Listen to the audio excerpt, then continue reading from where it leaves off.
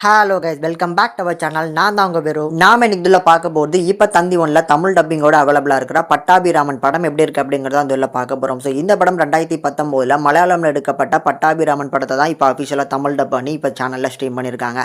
இந்த படத்தில் லீடிங் ரோலில் நம்ம ஜெயராம், மியா ஜார்ஜ்லாம் வந்து பார்த்தீங்கன்னா லீட் ரோல் எடுத்து நடிச்சிருக்காங்க. இந்த படம் பார்க்கறதுக்கு எப்படி இருக்குது, பார்க்கலாமா இல்லையா, படத்தோட தமிழ் டப்பிங் எப்படி இருக்குது அப்படிங்கிறத அந்த உள்ள பார்த்துடலாம். அதுக்கு முன்னால் இந்த படத்தோட கதை என்ன அப்படிங்கிறத பார்த்துருவோம். படத்தில் நம்ம ஜெயராம் வந்து இந்த ஃபுட் இன்ஸ்பெக்டராக இருக்கிறாப்புல, அதாவது இந்த ஹோட்டல் கடைகள்லாம் வந்து தரமான உணவு தான் மக்களுக்கு வந்து பார்த்தீங்கன்னா கொடுக்குறாங்களா இல்லையாங்கிறத செக் பண்ணுறக்கூடிய ஒரு ஹெல்த் இன்ஸ்பெக்டராக இருக்கிறாரு. இவர் ரொம்ப நேர்மையான அதிகாரி. இதனால் நேர்மையான அதிகாரியாக இருக்கிறதுனாலே என்னமோ வந்து அதிகப்படியான சஸ்பென்ஸ், அதிகப்படியான ட்ரான்ஸ்ஃபர்லாம் வாங்கிட்டு கடைசியாக வந்து இப்போ திருநெல்வேலிக்கு போஸ்டிங் பண்ணி வராரு. அண்ட் இந்த படத்தில் நம்ம ஜெயராமுக்கு 41 வயசு ஆனாலும் இன்னும் கல்யாணம் ஆகலை. ஆனால் இவர் எதிர்பார்க்குற மாதிரி எந்த பொண்ணும் அமையலை அப்படிங்கிறதுனால இவரே தான் வந்து ரிஜெக்ட் பண்ணிக்கிட்டு இருக்காப்புல.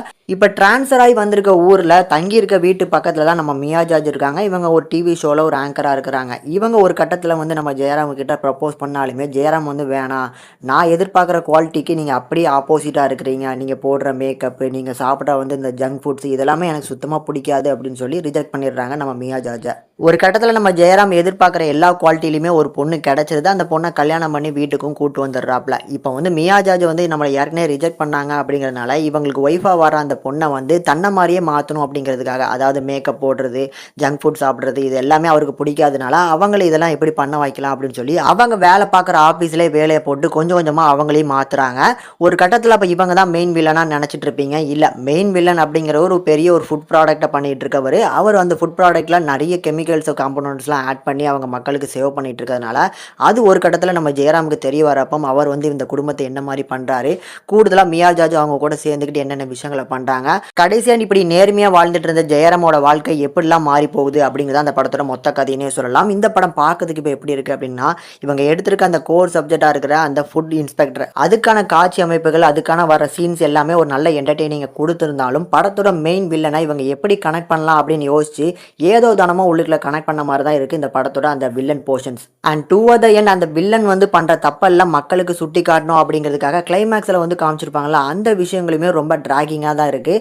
சொல்லப்போனால் அந்த கிளைமேக்ஸ் போர்ஷனில் வர அந்த ரைட்டிங்கே ரொம்ப சொதப்பலாக இருக்குது. சும்மா ஏதோ தானமோ கிளைமேக்ஸை போட்டு முடிக்கணும் அப்படிங்கிறதுக்காக முடிச்ச மாதிரி தான் இருக்கும் அந்த கிளைமேக்ஸ் போர்ஷன்ஸ். தென் இந்த படத்தில் நம்ம ஜெயராமோட பர்ஃபார்மன்ஸ்னு எடுத்துக்கிட்டோம்னா, ஜெயராமோட நிறைய படங்கள் எனக்கு ஃபேவரட், அவரோட பர்ஃபார்மன்ஸுமே எனக்கு அந்த அளவுக்கு பிடிக்கும். ஆனால் இந்த படத்தில் வந்து ஒரு 50-50 தான் வந்து கான்ட்ரிபியூட் பண்ணியிருக்காரு.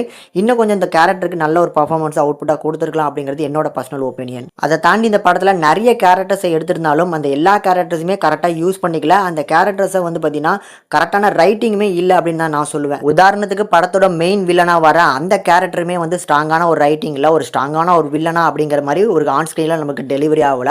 இப்படி ஓவராலாக என்ன பொறுத்தளவுக்கு ஒரு ஸ்ட்ராங்கான கண்டென்ட் இவங்க எடுத்திருந்தாலுமே அந்த வில்லன் கதாபாத்திரத்தை கரெக்டாக வந்து கனெக்ட் பண்ண முடியாதனால தான் இந்த படம் வந்து டோட்டலாக அடி வாங்கியிருக்கு நான் சொல்லுவேன். முடிஞ்சா ஒர்க்க வேணா ட்ரை பண்ணி பாருங்க, ஒரு ஒன் டைம் வாட்சபிள் மூவி. ஆனால் பெரிய லெவலில் உங்களை டிசப்பாயின்ட் பண்ணாது. சில காட்சி அமைப்புகள் ஒரு நல்ல என்டர்டெய்னிங்கை கொடுக்கும் நான் நம்புறேன். இந்த படத்தை ஃபேமிலியோட பார்க்கலாம். இந்த படத்துக்கு நம்ம சேனல் ரேட்டிங் பார்க்கும்போது 5க்கு 2.1 வரைக்கும் ரேஷியோ கொடுத்துருக்கோம். முடிஞ்சா ட்ரை பண்ணி பாருங்க.